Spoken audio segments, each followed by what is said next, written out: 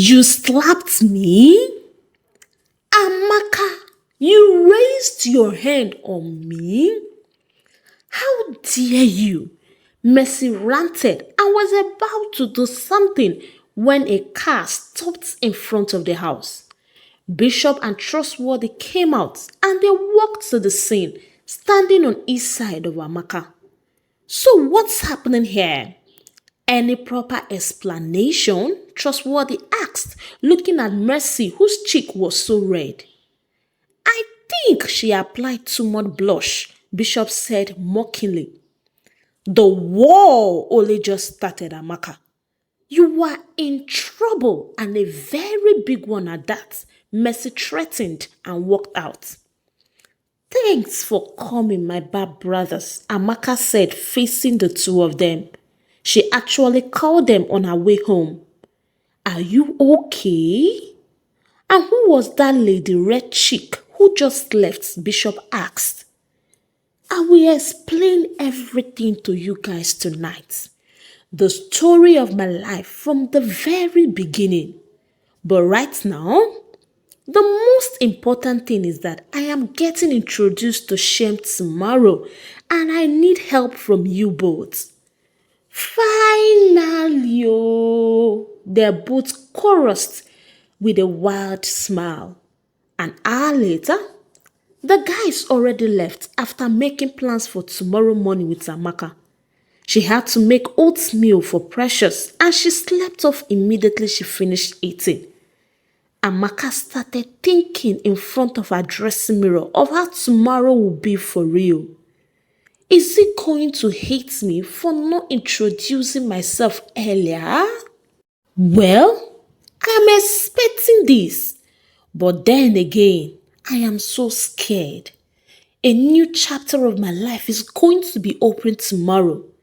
When she was done thinking, she picked her pen and started writing a letter. The next day, Bishop and Trustworthy were already in Michael's mansion, and Bishop said, God punished poverty in the morning, afternoon, and night. People are already living heaven on earth. All fingers are not equal, true, but I refuse to be the little finger. They met Amaka waiting in the living room already. Thanks for coming, she said. We will never turn you down, Trustworthy replied. Michael came to the stairs almost immediately they entered, and they both chorused, Good morning, boss. And he replied with a nod. He looked at Amaka and she nodded too, so he went back upstairs to Shem's room. He has refused to say or eat anything, and his temperature only got hotter throughout the night. The blanket remained on his head, and he hasn't allowed anyone to see his face. Michael sat beside him and brought out a paper out of his pocket. He said, Son, I know you don't want to see or say anything to me, but here is a letter from your mother. Shem threw the blanket away from his head immediately and his pale, sick face came to view. He collected the letter and started reading it patiently. Will you ever forgive your mother? I have been around you for some time, but I guess my selfishness made me to keep it away for so long, even after seeing how much you have been craving to meet me. I am so sorry, Shem, the beginning of my strength. Please don't hate me. I missed you and I promise to never leave you again forever. Where is she? Where is my mother? He asked, facing Michael immediately he finished reading. In the living room. She is waiting, Michael replied, and he jumped down from the bed. He fell, but he stood immediately and ran so fast out of the room. Mom, he called, losing his breath as he ran down the stairs. He was already sweating when he got down, only to meet Bishop and Trustworthy. He looked around, but no sign of anyone else. Where is my mother? He asked calmly, and they both left their spots, revealing Amaka, who was behind them. She was already crying, and Shem's eyes widened madly. My boy! Amaka shuddered, and his knees weakened as his eyes got wider. Obviously, he was beyond shocked. Mrs. Smart? He called with a breaking voice. Yes, my baby, Amaka replied, and his knees finally went sideways. Shame! Amaka screamed fearfully. His eyes went shut and he started going down unconsciously. But thanks to Michael, who was behind him, he caught him before his body could land on the ground. Son, I am so sorry. Please don't be like this. Don't close your eyes on me, Shem, Amaka said, crying loudly, rushing after Michael, who was carrying him outside the house in his arms. Michael literally jumped into the car with his limp body, and Amaka hopped into, still crying like a baby. The car screeched crazily out of the mansion, driving straight to the family hospital, which is just 10 minutes drive away from the house. When they got to the hospital, Michael didn't even look at the stretcher which was wheeled out by the nurses. He carried him by himself and only handed him over to the doctor. The doctor checked him, put him on IV fluid and injected him with aceta. Then he came out to Michael and Amaka, who were impatiently waiting at the hallway. Amaka asked quickly, "How is he faring?" "Well, his symptoms shows he's developing fever, but not to worry, it is mild, so he will be fine. I think he's anxious about something, and the constant anticipation built the sickness in him. Then he fainted as a result of shock," the doctor explained, and they both exhaled in relief. "What happened, Mr. Michael?" "He rarely gets sick unless you do something to upset him. So what is it this time?" the doctor asked. "You won't understand, Doc," Michael replied, and the doctor smiled and said, "He will be up soon. Put your mind at rest," and then left. Oh, I am so glad. I would have hated myself madly if something bad happened to him. I would have hated myself to death. I still can't take the fact that he fainted because of the shock I gave him. I am a terrible mother, Amaka said tearfully, and Michael held her shoulder before speaking. "I will get mad if I hear you call yourself a terrible mother again. You are special, and he will come around when he wakes up, so calm down, okay?" Amaka nodded, still crying. Bishop finally came in with Trustworthy, and they met Amaka and Michael sitting at the reception. They stayed for a few minutes before a nurse said by the door, "You can come see him now," and they all entered the ward at once. He was still unconscious in bed, and his drip bag was already draining. Amaka simply sat beside him and began stroking his head gently. "Please don't get mad at me for too long. I love you, Shem," she muttered, closing her eyes. Michael was at the other side, staring at her with more affection than before. Yes, he cherishes, adores, and values her. But now, another thing just joined the list, which is respect. He said, "She's a rare type, and I will do even the impossible right now to keep her. Not only for my son, but also for myself." John, on his part, walked into his house holding two black bars, which he dropped on the table before walking to the bar. He banged his palm on the wood when he got there, but there was no single bottle of drink left, and at that moment, he was just too broke. He said, "I guess I will just have a dry celebration then," and he walked back to the living room. He opened the two bags and laughed when the money inside came to view. He was finally able to get the balance of the money by borrowing from loan sharks, and that was the happiest day of his life. He said, In 1 month, I will become richer by billions. But wait, I can even kill Michael and have all the 16 billion to myself. He started laughing greedily afterwards. He got his phone and texted Michael, "Cash complete. Where are we meeting at? Let's sign the deal." Immediately he clicked send. Mercy barged in again. "One of these days, you will destroy that door and I will tear you apart, Mercy," he heard. She made no sound, just the clicking of her heels till she got to him and did what he wasn't expecting. She slapped him on the left cheek, and before he could say anything, she slapped him again on the right too. "That was what your trashy girl did to me last night. I figured out I should pay it back to you," she said. And without wasting time, John grabbed her by the hair, dragging her to the wall. "John, don't do that," she yelled till they got there. He slammed her head on the wall just like wrestlers do, and she staggered as her forehead got greatly wounded. She began bleeding, her blood wetting her dress. "You know I can play all gentlemanly with you, but at the same time, I can be evil, especially when you act out of line," he smacked.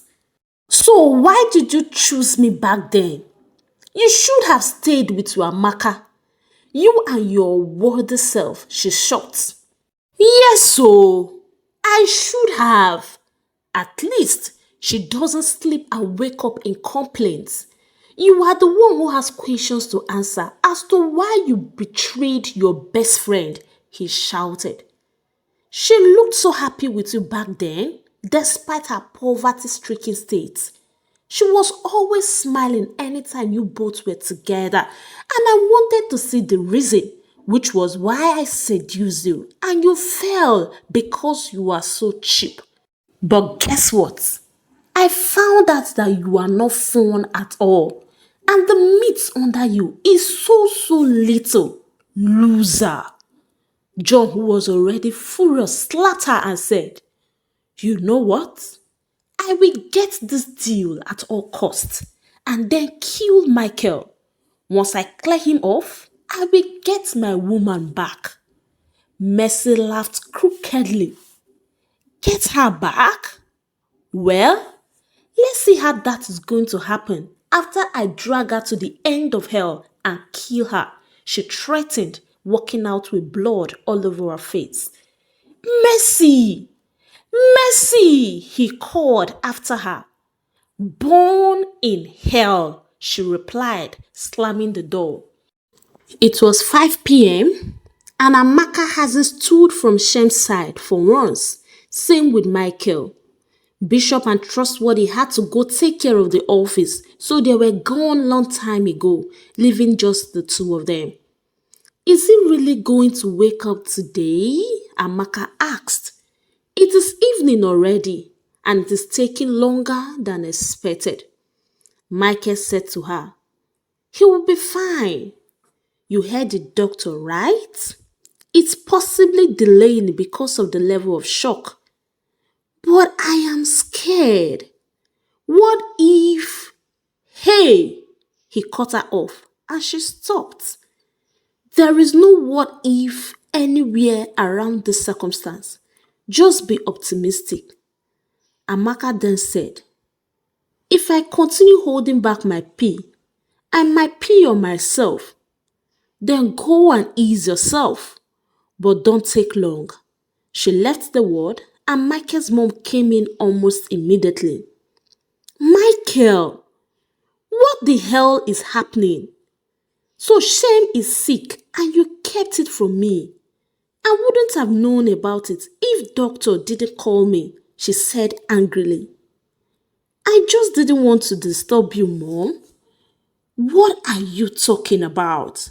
He is my only grandson and I am mad at you right now," she said hotly, and they heard movements from Shem's bed. They turned at once to see him sitting up already. "Shem!" They both called at the same time, but he wasn't looking at them. He looked around, and when he couldn't find Amaka, he started crying. Did she leave because I passed out? I am never going to forgive her if she leaves me again, he cried loudly. Shem, calm down, Michael said. She only just went to... And Shem interrupted. Dad, please get her back here. I want just her and nobody else. He cried again, and Amaka rushed in that moment. She actually heard his cries on her way back. Shem, she whispered, almost breathless. Shem stopped crying for a while, staring at her as tears welled up his eyes again. He said, My mother! He got down from the bed and jumped on her. Amaka caught him in her arms, hugging him tightly to her bosom as she began crying too. Shem's hold on her was so tight that she felt breathless again. He was holding her like she would run away if he heard her any lesser. Mom, what took you so long before revealing yourself? I dislike you for that, he sobbed, hiding his face under her neck. I am so sorry, my baby boy. I am sorry for making you wait for so long. I am sorry for making you cry. Please forgive me, she muttered in tears, hugging her bundle of joy tighter. She wasn't expecting it to turn out like this. She was already preparing herself to get snubbed by him for taking too long to confess. But this just brought her happiness overload. She was just so happy as she held her child in her arms for the first time after 8 solid years. Back at Amaka's place, the whole house was a mess as Opeyemi searched for some equipment because he received a text that Amaka has shifted from being a PA to someone who is always kissing and interlocking fingers with her boss in the office. Not just mere messages, but backed up with very clear picture evidence. He found 3 equipments already, and they were on the table: a cowskin long belt, a bowl of dog food, and a pressing iron. He breathed out where he found the 4th, an horsewhip. He dropped it on the table with the other 3 and smiled. Whenever you come back home, I will be available to teach you some vital lessons. Ami, he smirked, staring at the punishment tools. He was still staring when the door opened. Anne came in with a very skimpy dress. She smelt like she showered in perfumes, and she was knowingly showing her God-given features as she walked to him. Opeyemi smiled, looking thrilled and impressed. Anne said, I want you again. No better man out there. Say no more. I am a cheerful giver, Opeyemi replied. Shem had already stopped crying, but still hiccuping, and stayed in his mother's arms for more than 10 minutes, refusing to look up from her neck or allow anyone come close. Amaka, on her part, has never felt more fulfilled. She just can't wait to document the date, as it is a red letter day. Bishop and Trustworthy came in after work and screamed when they saw the both of them in such a glorious position.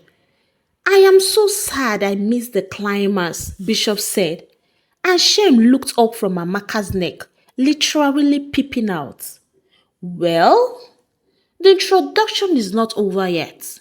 We are your godfathers. We brought you out from your mother that day when it was too late to go to the hospital.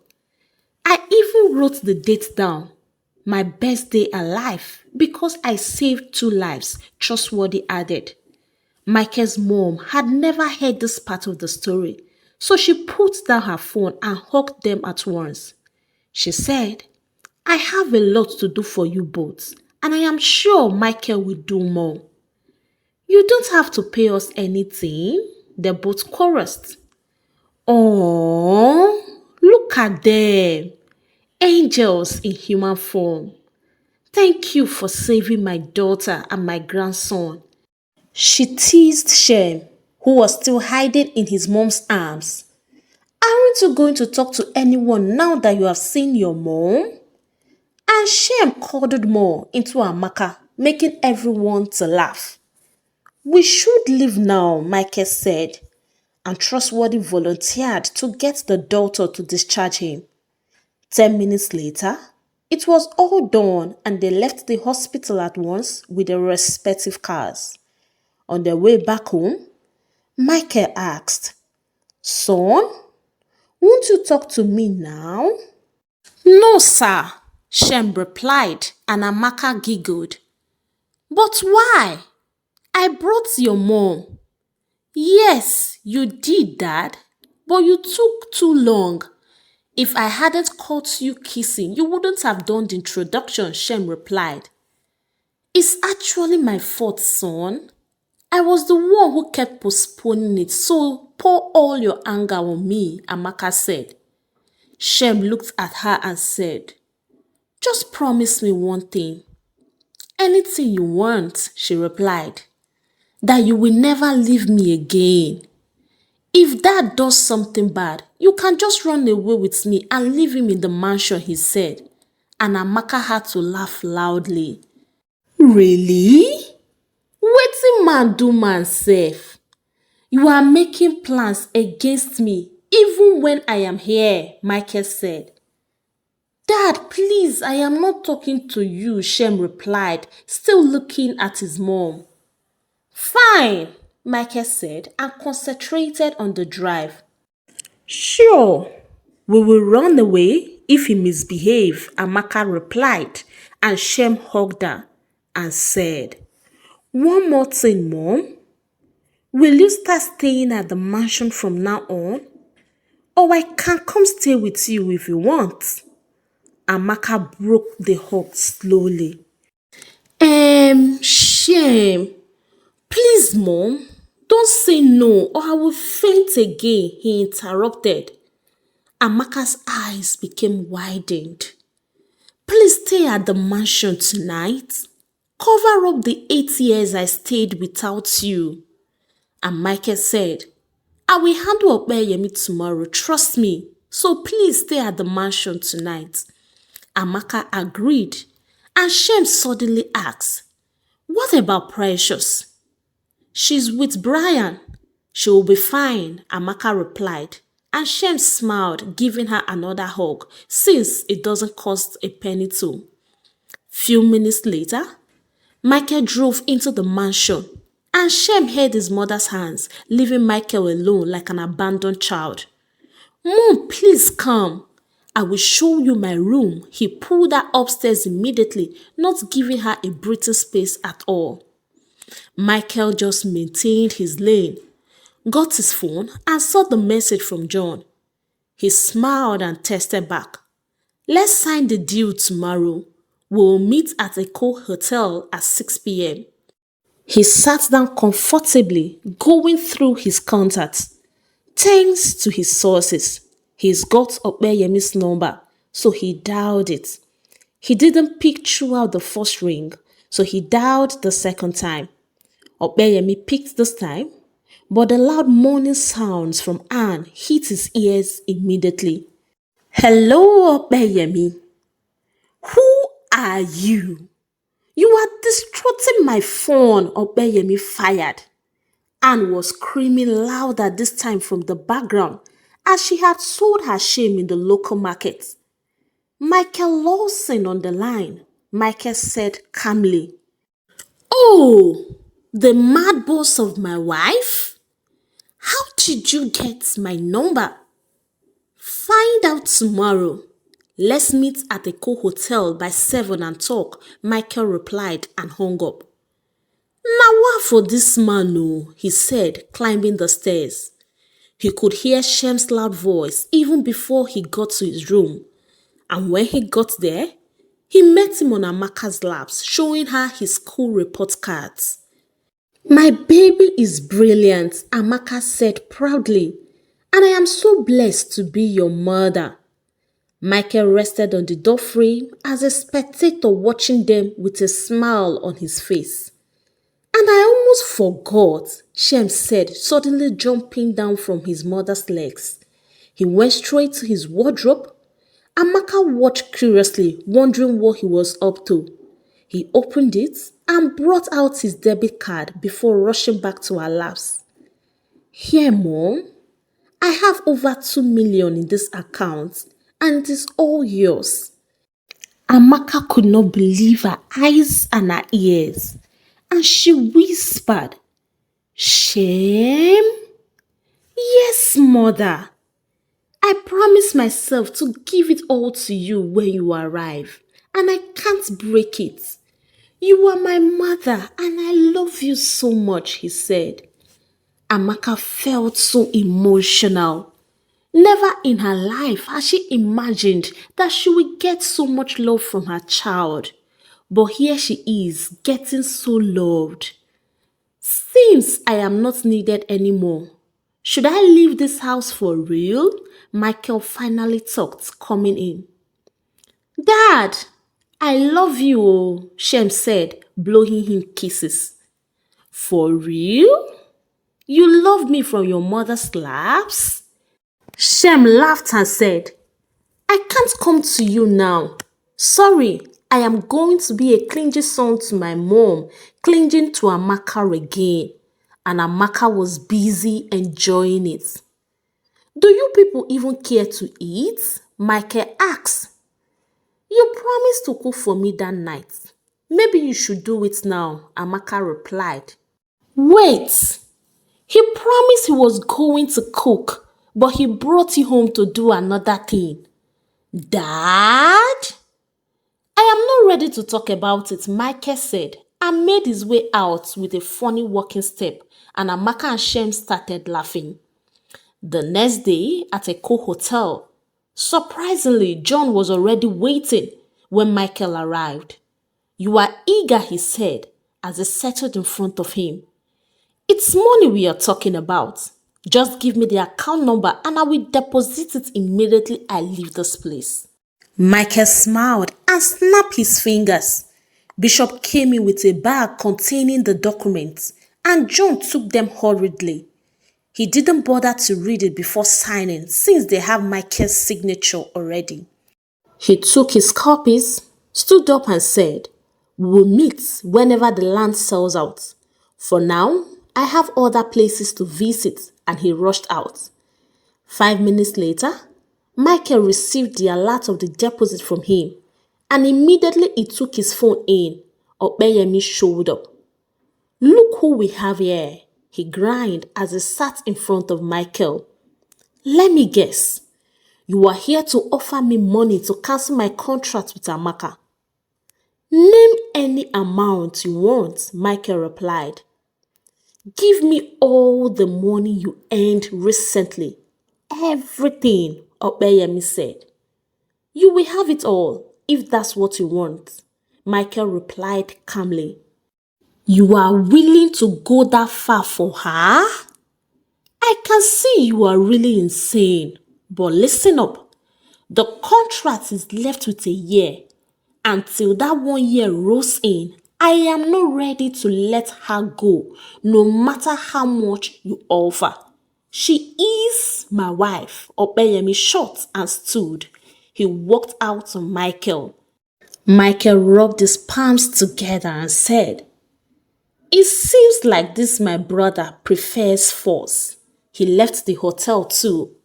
He drove home and arrived at exactly 7:30 p.m. But surprisingly, he met only Shem in the living room making call and no Amaka in sight. Where is Mama? Michael asked. She went to pick my photo book from the house, Shem replied. What? She should have waited till I arrived so I would go with her, Michael said. Don't worry, Dad. I am on call with her and we won't hang up till she's back, Shem replied. Michael was surprised. He has never seen a son who protects and cares for his mom this much. He took the phone from him and Amaka said, "Don't worry, Michael. I'm already in the house and I got the photo book too." He was relieved and they said, "Leave that place immediately, please." "Sure, I am. And where do you think you are going? And where did you sleep last night?" Opeyemi's voice interrupted from the background and Michael's eyes flicked. "Sometimes you don't come home for days too. Can't I do the same?" Amaka replied. She actually met him by the door when she was about to go out. "Oh, nice one. I think you are getting bolder now because your boss is entering inside you," Opeyemi scoffed. "I am not a slut like the ones who give you freely," she replied. "You must think I am joking," Opeyemi said and went to the table. He pulled out the tools, or permit me to say, punishment tools under it and faced her. "You are a dog, so I will treat you like one. You are going to eat this dog food and I will whip you if you misbehave. If it gets too much, I will burn you with the iron," he said. "Maybe you should go do that to Anne, not me." Amaka smirked and turned to the door, but it didn't open. It's locked already. And before she could turn back, Opeyemi was already behind her. "Open this door," she said, but he replied with a slap on her face. She made to return the slap, but he grabbed her hands tightly, denying her access as the photo book and phone fell from her. "You are so dead," he grinned evilly, pulling her further in. "Let go of me, Opeyemi. Let go," she screamed, breaking free. She wasn't able to get away when he grabbed her again. This time, she bit his arm. But no matter the hardness of the bite, he didn't let her go till he got to the middle of the room where he tied her hands behind her and made her sit on the ground. "Opeyemi, please stop this madness. You might be a good defender, but I'm a man after all. You can never overpower me. Bad luck." He spat on her, coiling the whip. He lashed her back with it, and immediately it met with her skin. She cried out painfully. "Opeyemi, stop, please." He gave her another lash, laughing so loud. She screamed out again. "Michael! Oh, now you are calling his name instead of mine? Shameless!" He gave her another lash. "Stop it!" She cried again, tears leaving her eyes. As he scooped some of the dog food, he forcefully opened her mouth and poured some inside. "Now, this is how to punish a waka waka wife. You know what? You should back for me since you are a DOG. Back!" he ordered, lashing her again. "Opeyemi," she cried painfully yet again. "Don't call my name. You brought it upon yourself, ungrateful elements, getting the pressing iron." He plugged it and waited a minute for the hotness. "Now this is the real pain," he said, bringing it closer to her face. "Let's see if you will still be able to seduce your boss with a burnt face." He laughed, but then a bang sounded on the door. "Who the hell is that? I am busy here," he shouted. Another bang landed on it, and he dropped the iron. "Who the hell?" he shouted, but it was replied with a third bang, almost breaking the door down. He furiously walked to the door and opened it slightly to peep out, but his face was sent back with a current punch. He staggered and fell. Michael kicked the door open. Michael Law singing? How dare you break in? Opeyemi stood, and the moment Michael saw Amaka, his fury bursted into his bloodstream. Her back was bruised as a result of the beating, and her face teary. Then the worst of it all, her mouth stained all over with the dog food, and her hands tied. Michael, Amaka called, and that alone was a bomber. What the hell are you doing here? Opeyemi demanded again. And then the angry Michael faced him. He threw a calculated punch at his face immediately. Opeyemi's face met with the wall as a result of the punch weight. It didn't stop there. Two of his front teeth were removed. Michael kept adding what I call top-ups. He was still full of rage and definitely won't feel okay if he doesn't empty it all on him. Opeyemi became weak as Dodo, but his mouth wasn't. He said, Michael, I am going to deal with you. And Michael targeted his mouth again, and another two teeth removed, making it how many? 4 good teeth. He fell flat on the ground and regretted ever opening his mouth to speak. As the Bible rightly said, that no one can enter a strong man's house and plunder his goods unless he first bans the strong man. Michael has dealt with the strong man to an extent, so he quickly untied Amaka and carried her to the couch. Let's just go, she said, holding his shirt. Go where? I refuse, he bluntly replied, removing her hand. He went back to the weak Opeyemi and said, Do unto others what you will like to be done to you is my golden rule. Since you felt good feeding a human with dog food, I will feel better seeing you feast on it as well. Opeyemi started begging. Please don't do this. It was the devil's handwork. I know, because God can never be seen in such a cruelty. So let the devil complete his work. He scooped the first spoon and said to him, a drop must not fall to the ground, else. Opeyemi finished it, and Michael asked Amaka, Where is your bathroom? There, she pointed, and he dragged Opeyemi there. Amaka, who was already scared, stood and followed behind. He got to the bathroom, opened the toilet seat, and said, You must be thirsty after a good meal. Drink some water from here. Opeyemi began struggling, but Michael made sure he drank. Michael, please, let's leave, Amaka said slowly.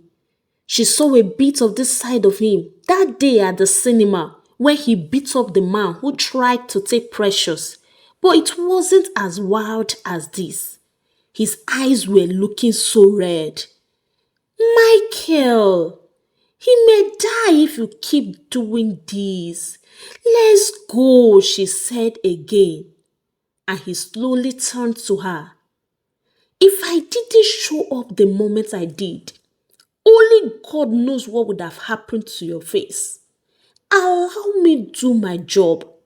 No one is allowed to touch even your smallest finger. And I am just starting. You see that iron?